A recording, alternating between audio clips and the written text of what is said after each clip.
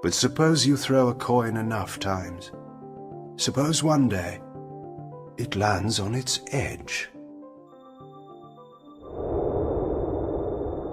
Hello and welcome back to another marvelous video. Legacy of Kain is a collection of solitary adventure games set in Nosgoth, which captivated fans by intertwining narratives involving vampires and other mystical entities. A significant aspect of Nosgoth's enjoyment stems from its visual appeal and ambiance, and familiarity with its historical context enriches the overall experience. Despite this fictional realm being inherently dark and violent, it exerts a magnetic pull on people from diverse corners of the real world. Beneath its somber epic lies hidden beauty and virtue, compelling us to explore and engage with its mysteries. Today, we invite you to join us in a detailed exploration of the world of Nosgoth, along with its history through this video. Stay with us to explore this intriguing realm, and get ready to be fascinated. Before we go into our explanation, we have a very small request. If you like our content, please support us by subscribing to our channel. This is a small click for you, but for us, it means a lot. Thank you, let's begin.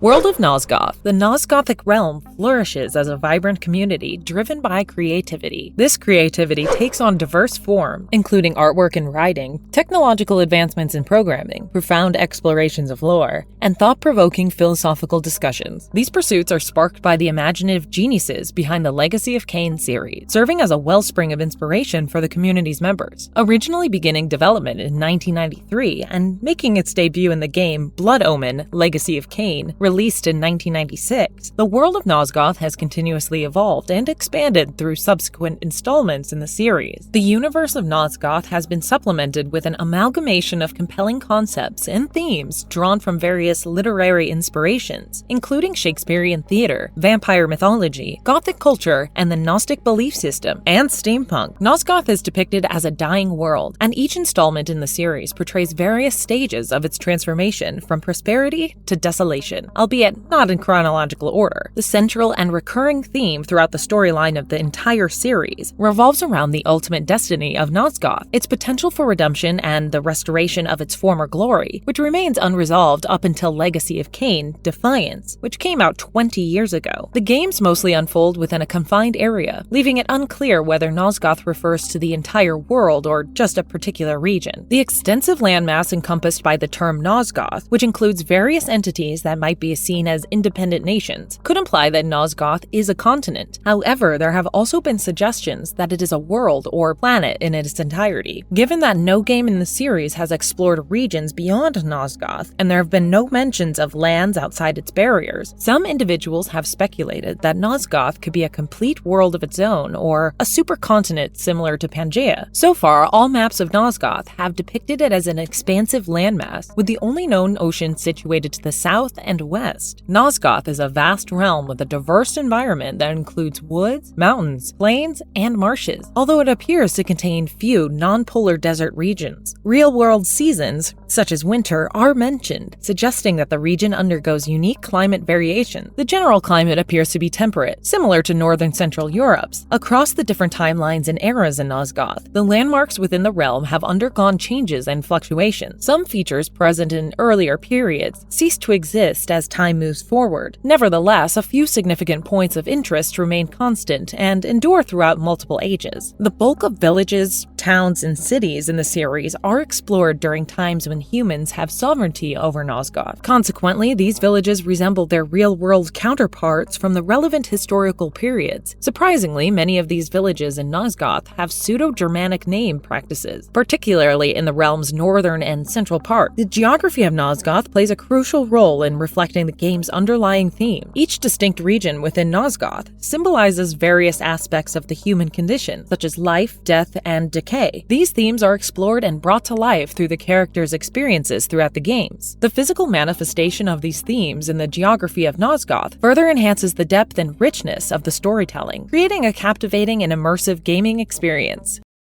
Faces and factions of Nosgoth. Throughout different eras, Nosgoth has been home to a diverse array of races and creatures, both sentient and non-sentient. While humans and certain animals are present, the majority of these beings have connections to real-world mythologies and fantasy bestiaries. Various primary and secondary factions have emerged among these cultures, forming alliances and engaging in conflicts with their adversaries. Officially, no rigid classification system has been provided, but keen observation allows differentiation between races, sub-races, creature families, factions, and sub-factions. Let's delve deeper into these intriguing aspects. Races. Humans. Of course, we had to begin with the humans. Throughout Nosgoth's history, humans have been a consistent presence, closely resembling their real-world counterpart. Despite their physical fragility, they possess the potential to become exceptionally skilled sorcerers and formidable warriors. Initially primitive, their civilization advanced due to the influence of Hilden. Despite being spirited and numerous, they are described as unenlightened and easily influenced, driven by fear of the unknown and contempt for what they don't understand. From the early history of Nosgoth and beyond, humans typically hold the dominant position in the world. They have launched numerous crusades against vampires, nearly pushing them to extinction on multiple occasions. However, in the Soul Reaver era, humans have been subjugated by Kain's empire, reduced to a small population of hunters and citizens whose existence merely serves to challenge vampire fledglings. Vampires. The vampires in Nosgoth originated as a separate and distinct race within their own culture. However, this ancient vampire species eventually went extinct due to their piety-driven conflict with the Hilden and the subsequent war. To protect their lineage, they passed on their blood curse to humans, and as a result, all vampires were offspring of previous humans who inherited this deadly gift. Even in the early ages, all vampires in Nosgoth have some characteristics, such as an insatiable desire for red blood, eternity or longevity, sterility, and enhanced endurance and regenerative skills. 4 separate generations of vampires have lived throughout history, each with their own set of powers and physical characteristics. Let's check them out, shall we? Ancient vampires. The first vampires had distinctive characteristics, such as dark wings, skin that was blue, and cloven hand. They were formerly mortal but were venerated as godlike beings, considered the most intelligent, strong, and honorable race. Their collapse, however, resulted from their efforts to force the Elder God's theology on Hilden. In retribution, the Hilden summoned the Pillars of Nosgoth and exiled them to the demon realm. In punishment, the Hilden instilled an unquenchable hunger for blood in the ancients. Despite their extraordinary power, their civilization crumbled soon after, with many ancients taking their own lives and others falling victim to a revolt led by human guardians. As Nosgoth's early history unfolded, Yanis Audrin stood as the solitary surviving specimen of their once great race. Second-generation vampires. As the ancient vampire civilization began to decline, they started transmitting the blood curse to humans, imparting them with their essence of their bloodline. As these fledglings evolved, they acquired a few physical traits reminiscent of the ancients, such as cloven, 3-fingered hands, and 2-toed feet. However, they retained significant differences and continued exhibiting much of their former human attributes. As the population of these vampire descendants grew noticeably, the Circle of Nine established the Order of the Seraphan to exterminate them and force them into hiding. In subsequent eras, this generation of vampires was indeed wiped out with the death of Vorador during the Blood Omen era. Nevertheless, the vampire race endured and continued to exist. Post-Blood Omen era vampires. In the 4th timeline following the fall of the Pillars, Vorador, having been brought back to life, took it upon himself to sire numerous new vampires, effectively creating a new generation of their kind. In collaboration with Kain, they aimed to rejuvenate their race and assert control over Nosgoth. This fresh incarnation of vampires traced their lineage entirely back to Vorador's bloodline, but in terms of appearances and characteristics, they closely resembled the second generation of vampires that came before them. Just like their predecessors, they retained a human-like appearance, with pale skin and attire dictated by Kain during his leadership as their general. A unique aspect of this new generation was their ability to communicate through the whisper. Moreover, each vampire possessed a distinct dark gift, personalized to their individual strength and skills. They had remarkable capacity to absorb the veins of their fellow vampires, to gain new dark gifts, enhancing their capabilities further. Soul Reaver era vampires. After Kain resurrected his lieutenants in the tomb of Seraphan, these lieutenants, in turn, created their own vampire clans from human corpses. These clans included the Dumahim, the Melkahim, the Rahabim, the Razilium, the Tiralim, and the Sophanim. Kain's progeny, who descended from these clans, were markedly different from other vampires in various ways. As Kain Kain was raised by necromancy. His offspring couldn't be changed into vampires through the traditional blood donation ritual. Kain's spiritual corruption also impacted their rapid development, which resulted in faster evolution and eventual degradation into horrific creatures over time. The quantity of Kain's soul received by each clan's patriarch dictated the clan's strength, and individual vampires within a clan displayed a high degree of uniformity. Instead of acquiring distinct skills, they tended to absorb their clan's leaders' personalities, abilities, and physical attributes uniformly. The ability of Nosgoth's vampires to physically evolve is an exceptional and universal characteristic. As they age, they go through growth spurts, morphing into more divine or mutant form, and gaining new skills and vulnerabilities affected by their particular personalities and natures.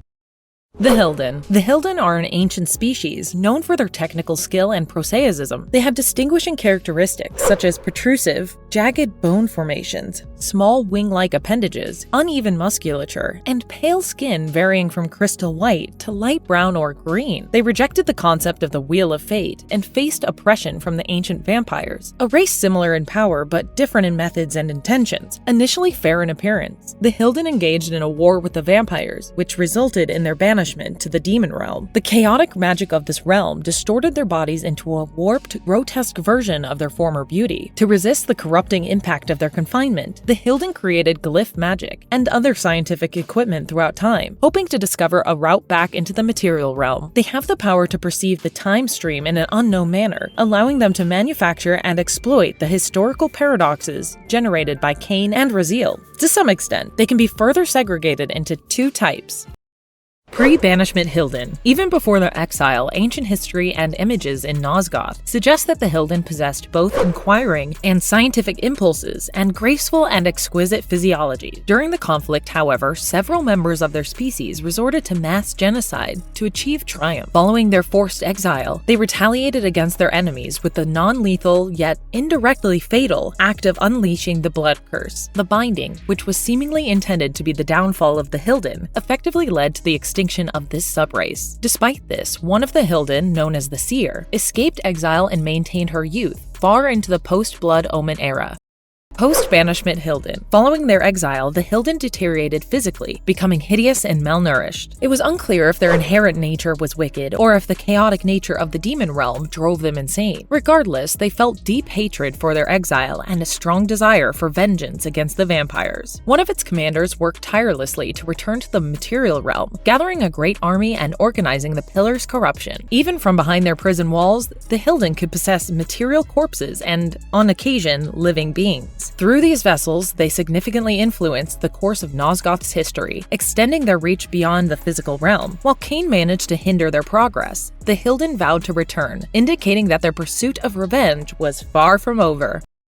Faction. Conflict in Nosgoth's history revolves around a vast power struggle involving four main sides: the representatives of humans, vampires, Hilden, and the Elder God. This struggle takes place both openly and covertly, and at times these races splinter into subgroups, each with its own distinct agenda. Throughout history, numerous factions and sub-factions have emerged. Let's check out a few important ones.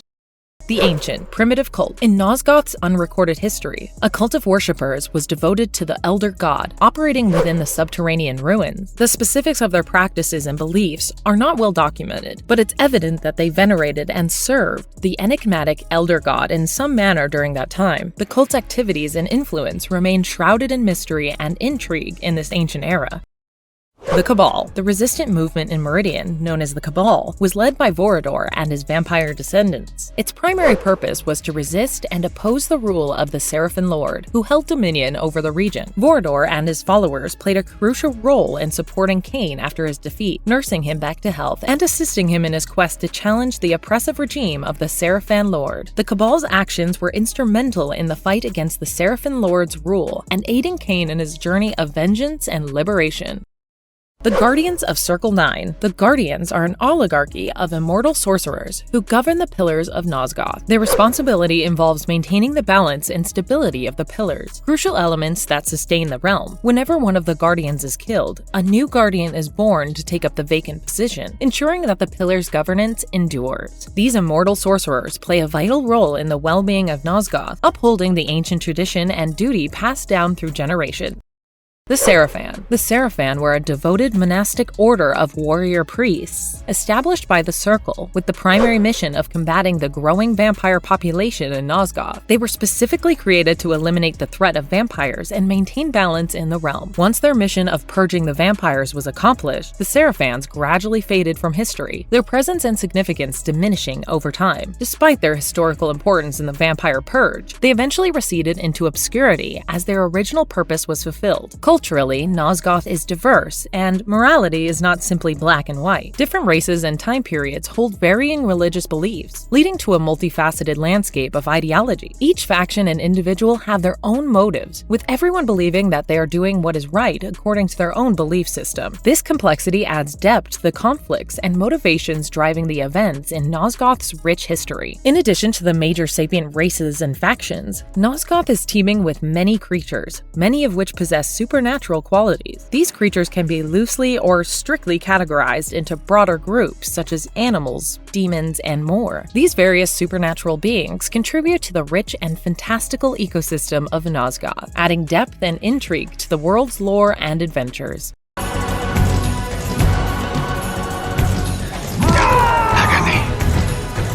Nosgoth's mythology and history. The eras of Nosgoth exhibit striking parallels to real-world human history, incorporating elements reminiscent of creation and salvation myth, medieval kingdoms, knighthood, the Crusades, the Reformation, the Renaissance, and even the Industrial Revolution, all unfolding at appropriate moments in the timeline. This system of historical parallels adds depth and complexity to the world of Nosgoth, allowing players and enthusiasts to draw connections between the game's narrative and the real-world historical events. An example of this interconnectedness is the resemblance between the birth, growth, and the ultimate decline of Kain's empire and events that bear similarities to those of the 20th century and beyond. This blending of the fictional realm of Nosgoth with elements from human history further intertwines the two, creating a compelling narrative with familiar undertones. In the world of Nosgoth, time travel is a possibility for specific individuals, but history is typically unchangeable. The flow of time is remarkably resilient in this setting, and historical paradoxes are not allowed. The people's futures in Nosgoth are predetermined, and the concept of fate is a tangible reality, rather than a mere idea. However, the Soul Reaver possesses the ability to create exceptions to this rule, and throughout the games, Kain manages to alter history on 3 occasions, giving birth to 4 timelines. When the time stream is disrupted, it replaces the previous timeline with a new version of history, rendering the last one obsolete. Thus, parallel histories or universes do not exist, and only the current timeline is considered real and active. Although the timelines are not formally named in official sources, they can be identified based on the order in which they came to existence.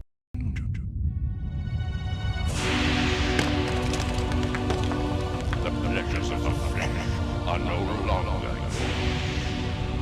First timeline. In the ancient ages predating Kain's birth, Nosgoth was safeguarded by the sorcerer guardians of the Circle 9. In the undocumented annals of Nosgoth's history, the fabled Soul Reaver blade was forged, and pivotal figures like the guardians Mortanius and Mobius, as well as the vampires Vorador and Janos Audron, were brought into existence. Their tales and deeds profoundly influenced the destiny of the realm. In the early history of Nosgoth, the increasing vampire population drew the attention of the Circle, who perceived it as a grave threat. In response, the Circles established the Seraphan, a monastic order of warrior priests devoted to the Guardian sponsors. Under the leadership of Malik, Raziel, and Tyrell, the Seraphan mercilessly hunted and slaughtered thousands of vampires in the name of their masters. However, their campaign culminated in the death of Janos Audron, regarded as one of the most powerful vampires in Nosgoth. In retaliation for Janos Audron's death, the vampire Vorador infiltrated the Seraphan's stronghold and killed 6 guardians, while also humiliating Malik in combat. As a punishment for his failure, Mortanius condemned Malik to protect the Circle for eternity, fusing his soul to a nightmarish suit of magical armor. Although the pillars continued to replace new guardians, the Seraphan never fully recovered after losing their leaders, and their vampire purge eventually ended. The power and influence of the Seraphan waned as time passed, marking the cessation of their campaign against the vampire population. In the pre-Blood Omen era, Nosgoth was a serene serene and fertile land brimming with abundant life and vitality. However, this peaceful existence was disrupted when Mortanius, under the influence of a malevolent, dark entity seeking to overthrow the pillars, fell into its possession. Acting as a vessel for the entity, Mortanius murdered Ariel, the guardian of balance, resulting in the birth of Kain, who was destined to take her place. Nupraptor, the guardian of the mind and Ariel's lover, was driven to madness by grief and anguish over her death. In his deranged state, he unleashed a telepathic assault upon his fellow Circle members, including the infant Kain, leaving all 9 guardians irrevocably corrupted and insane. As a visible manifestation of their mental decay, the pillars themselves turned gray and corroded. As Kain grew and pledged allegiance to the Lion Throne, witnessing the rise of the legions of the Nemesis, the once sacred guardians abandoned their duties. Instead, they used their corrupt sorcery to poison the land, further plunging Nosgoth into turmoil and darkness. Realizing the gravity of his past mistakes, Mortanius was determined to redeem himself and save Nosgoth from the infection that plagued it. He believed that all 9 guardians must be eliminated to preserve the land. Meanwhile, Kain, a nobleman unaware of his true identity and destiny as the Balanced Guardian, embarked on a journey across Nosgoth. Tragically, he gets killed by brigands outside a tavern in Siegstruhl. After that, in the underworld, Mortanius offered to revive Kain so that he could seek revenge on his killers. Without hesitation, Kain accepted the offer and was reborn as a vampire. Not knowing Mortanius had orchestrated the assassination, Kain swiftly dispatched his assassins, but soon realized that the fate of his future was entwined with the decaying pillars. He was promised that by destroying the circle and restoring balance to the pillars, he wouldn't find release and peace from the blood curse now afflicting him. Following the guidance of Mortanius and the spirit of Ariel, Kain embarked on a mission to eliminate each member of the circle and restore the respective pillars in Nosgoth. Throughout his quest, Mobius, disguised as the Oracle of Nosgoth, warned Kain about the impending threat of the legions of the Nemesis and directed him to seek Vorador's counsel. Vorador shared stories of the Seraphan purges, urging Kain to avoid getting involved in human affairs. However, Kain chose to challenge the Nemesis horde regardless. In his journey, Kain acquired his sword, the Soul Reaver, and a time-streaming device from Avernus Cathedral. He then made his way to Willendorf, where he managed to gain the favor of King Otmar. Kain and Otmar mobilized the Last Hope army to confront the Legion. Unfortunately, the Battle of the Last Stand resulted in the devastation of the Willendorf forces. Kain activated the time-streaming device in a desperate move, transporting himself 50 years into the past. While wandering in the era before his birth, Kain came to realize that he had opportunity to prevent the rise of the legions by killing William the Just, the young boy king who would become the Nemesis in the future. Driven by this newfound knowledge, Kain decided to take matters into his own hands and infiltrated William's stronghold to assassinate him. In the following battle, William wielded the era's version of the Soul Reaver, bestowed upon him by Mobius. On the other hand, Kain used his own Reaver, the same sword from the future, to confront the young king. The convergence of these two Reavers caused a distortion in time and space, leading to the introduction of the first paradox. Seizing this moment of disruption, Kain defied history and killed William, thereby altering the course of events and creating a new, alternate timeline in Nosgoth. As he returned to the present day, Kain realized that his actions had resulted in unforeseen negative consequences, changing the land in ways he had not anticipated.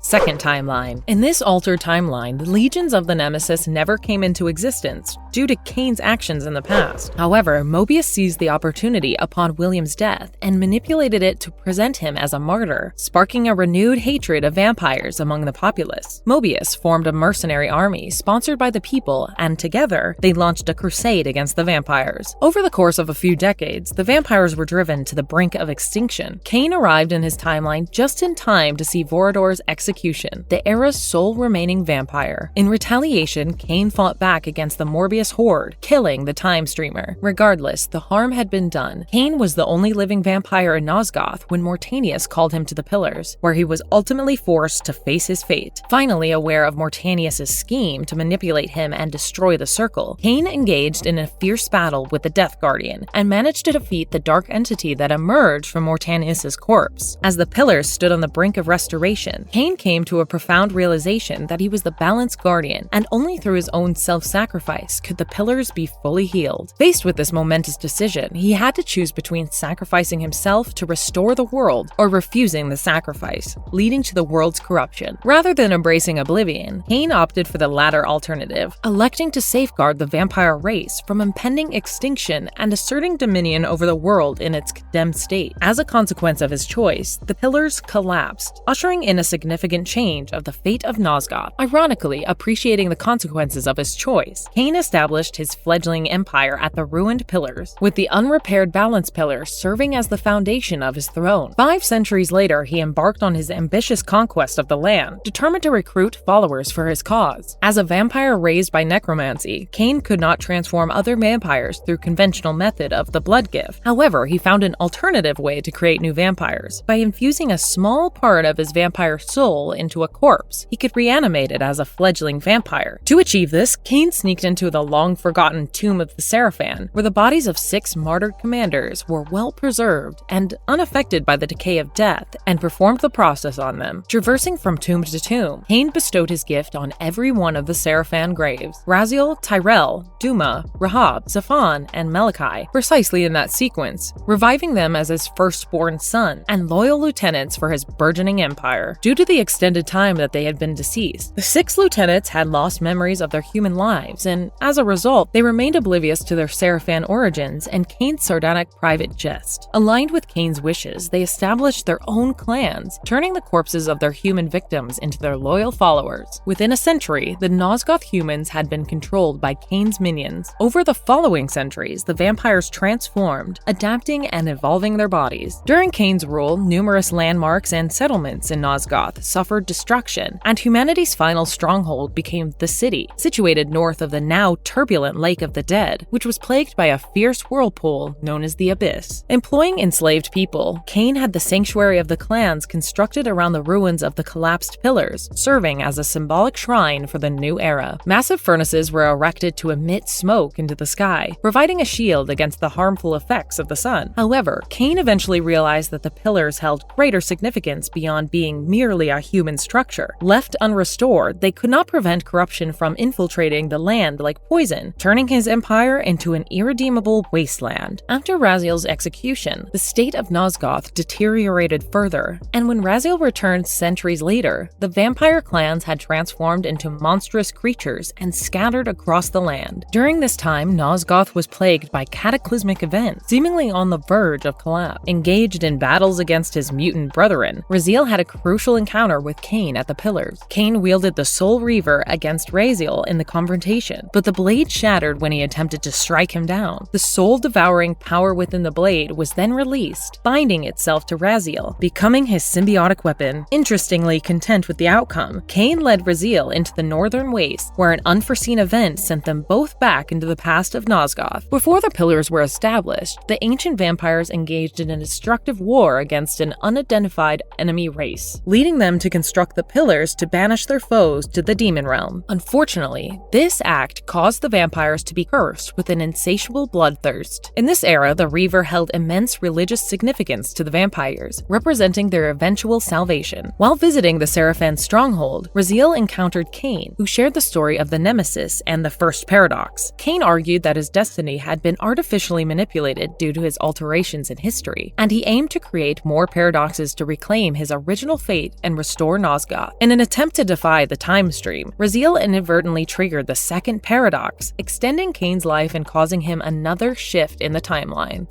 Third timeline. During this era, Nosgoth was plagued by violent demon incursions caused by the weakening of the Binding. While exploring the Airforge, Raziel confirmed that the Winged Race were the first vampires in Nosgoth, responsible for creating the Pillars and the Reaver. Their bloodthirst was not just a symbolic burden, but an actual curse inflicted upon them by their defeated adversaries. Determined to seek answers from Janos Audron, the last surviving member of the ancient vampire race, Raziel journeyed back in time to Nosgoth's early history, the time when he was still a human Seraphan priest. In this era, Raziel had the opportunity to meet Janos, who confirmed many of the truths Raziel had discovered. As the ancient vampires succumbed to the blood curse, the Pillars fell under human guardianship, erasing the ancient civilization and history from memory. Over time, humans began to see vampires as a threat, and the conflict between them eventually sparked the creation of the Seraphan to combat the vampire menace. Raziel also witnessed his past human self murdering Janos. Fueled by a desire for revenge, he pursued the Seraphan commanders, just as Vorador had previously slain the members of the Circle in responses to Janos' death. Raziel made a startling discovery that he himself was responsible for the slaughter of the Seraphan leaders, becoming the catalyst for both Kain's future empire and his own dark fate. He realized that his destiny was to become the greedy spirit trapped within the Soul Reaver blade, stuck in an eternal cycle. He also came to understand that the Wraith blade was in fact his own soul, forever bound to him. Driven by unknown motives, Kain attempted to change history and prevent the blade from consuming Raziel's soul. However, this was all part of the Hilden's plan, and the third paradox shifted Nosgoth into yet another timeline, reshuffling Kain's memories in the process.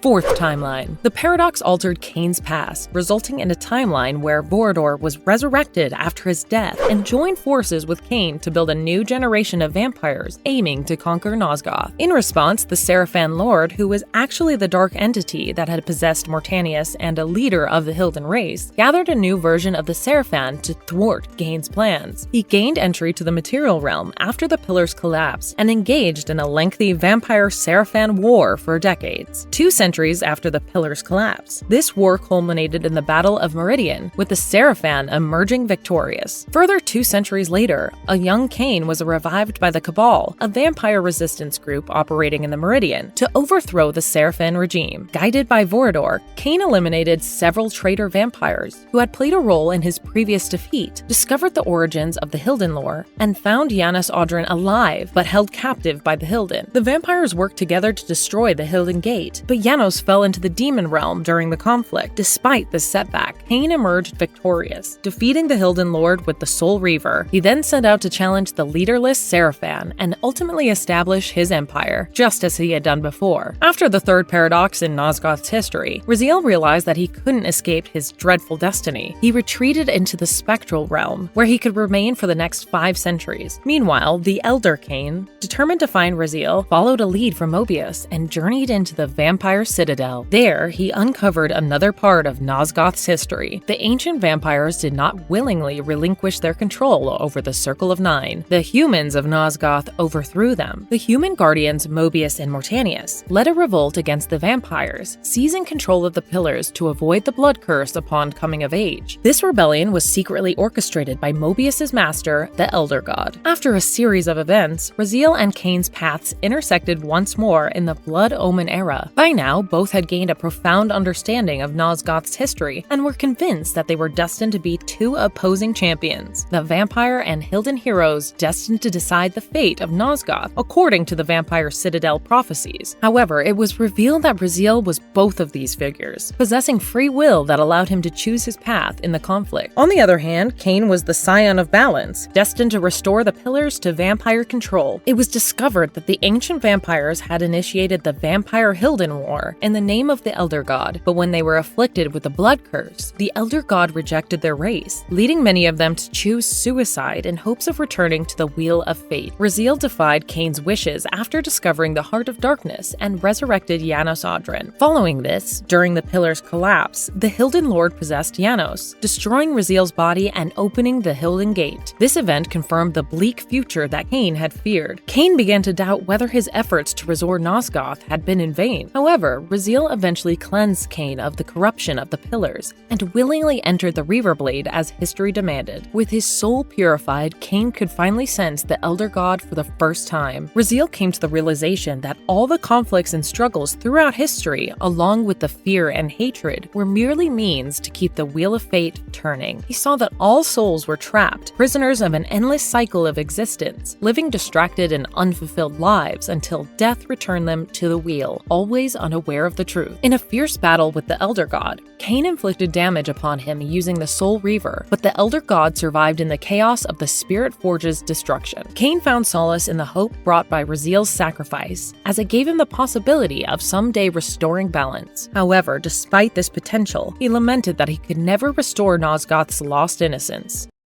The Pillars of Nosgoth. The Pillars of Nosgoth served as a central and significant element throughout the Legacy of Kain series, acting as a symbolic and geographical core of Nosgoth. They were a prominent feature in every game, stretching both upwards and downwards infinitely, and their condition was intimately linked to the overall well-being of the world. The Pillars' origins predated recorded history in Nosgoth, and they were overseen by a group of immortal sorcerers known as the Circle 9. Each of the 9 pillars was associated with a specific principle, and they were guarded by the respective guardians, representing conflict, dimension, balance, mind, nature, death, energy, and time. I know I jumbled up the order. When viewed from the west to the east, facing north, the arrangement of the pillars and their guardians is as follows: mind, Nupraptor; dimension, Azimuth; conflict, Malek; nature, Bane; balance, Ariel, later succeeded by Kain as a vampire; energy, Dijul; time, Mobius; states, Anacroth; death, Mortanius. As I mentioned previously, the Pillars of Nosgoth suffered corruption in the events leading up to the Blood Omen, and their eventual collapse was triggered when Kain, the Balance Guardian, chose not to sacrifice himself to restore them. This decision had consequences for Ariel, the spirit of the previous Balance Guardian, who was bound to the ruins of the Pillars for eternity. However, the impact of their fall extended beyond Ariel alone. As long as the Pillars remained unrestored, corruption spread throughout the land like poison. The state of the Pillars was intimately tied to the redemption and well-being of Nosgoth as a whole. Throughout Kain's existence, his primary goal was to find a way to restore the Pillars. In his quest, he made numerous discoveries about their origins and purpose. It was revealed that the Pillars were not just a human creation. The ancient vampires initially raised them as a powerful weapon against the Hilden. The binding maintained by the Pillars ensured the separation and stability between Nosgoth's material, spectral, and demon realms. Additionally, the Elder God resided beneath the central dais of the Pillars, in the subterranean Pillars Chamber, its tentacles wrapped around the ancient structures, with its intentions remaining mysterious and enigmatic.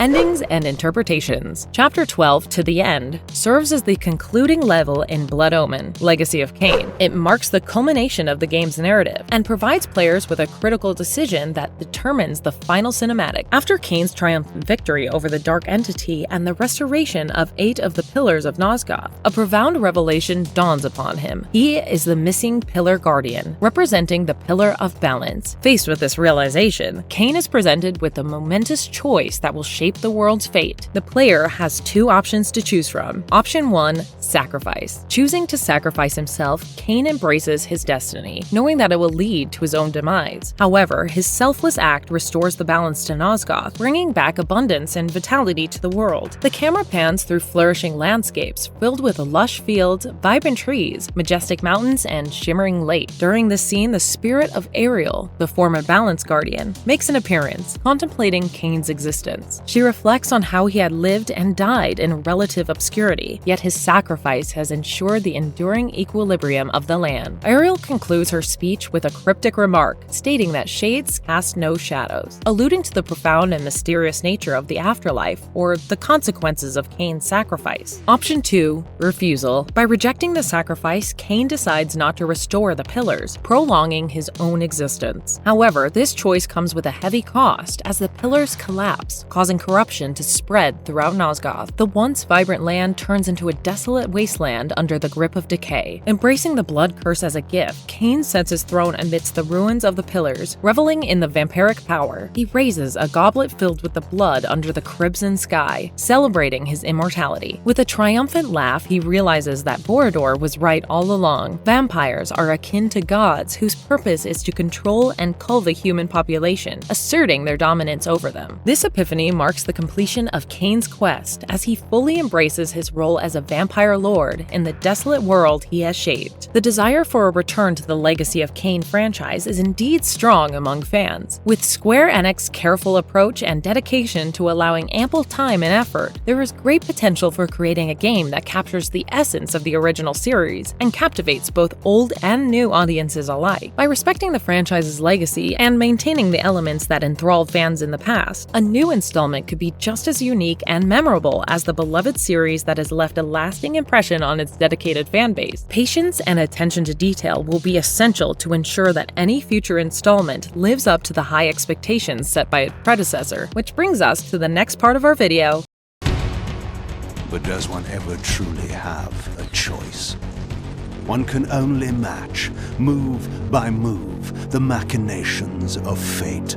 New Legacy of Kain game news. Currently, the only official information regarding a new Legacy of Kain video game comes from a survey conducted by Crystal Dynamics in October 2022. The survey sought feedback from fans about the Legacy of Kain franchise and received an overwhelming response of over 100,000 replies, surpassing the developers' expectations. Phil Rogers, the CEO of Crystal Dynamics in Eidos, mentioned during an Embarcer's Group earnings call that they were interested in understanding the community's perspective and what players' desires if they were to revisit the world of Nosgoth and the iconic IP Legacy of Kain. In response to the significant feedback, Phil Rogers assures fans that the development team heard them. He expressed the intention to keep fans updated about the potential future possibilities for Legacy of Kain, indicating that developers are actively considering the franchise's future. As of now, the new Legacy of Kain game, tentatively referred to as Legacy of Kain 6, has yet to be officially announced, and there's no confirmed release date. Fans eagerly await any news or updates about its development since it has been over 20 years since the last game came out. Considering the current absence of an official announcement, it's difficult to predict the exact release date for Legacy of Kain 6. However, based on speculation, fans can hope for a release before the end of 2025 or possibly earlier if the game turns out to be a remaster or a remake of a previous title in the series. Until an official announcement is made, the details and timeline remain uncertain, and fans will need to stay patient and attentive for any further news or updates about the highly anticipated return of the Legacy of Kain franchise. Marvelous verdict. That brings us to the end of this video. The Legacy of Kain series has left a lasting impact on the gaming community due to its dark and atmospheric setting, intricate characters, and well-crafted narrative, earning praise from both players and reviewers. The series' influence extends beyond its own games, inspiring titles like Genshin Impact, Prince of Persia, and Tomb Raider. Its strong emphasis on storytelling makes the Legacy of Kain series stand out. The games delve into profound themes such as good and evil, life and death, and the nature of power, elevating them beyond mere action and violence. This focus on storytelling has garnered a dedicated following among fans who appreciate mature and thought-provoking gaming experiences. Moreover, the series' unique setting of Nosgoth contributes to its allure. This dark and perilous world is also filled with beauty and enigma, creating an immersive environment that makes players feel like they are genuinely exploring a tangible realm. What do you like about the game? Let us know in the comments below. If you like this video, don't forget to hit that like button and share this video with everyone. I'll see you in the next one.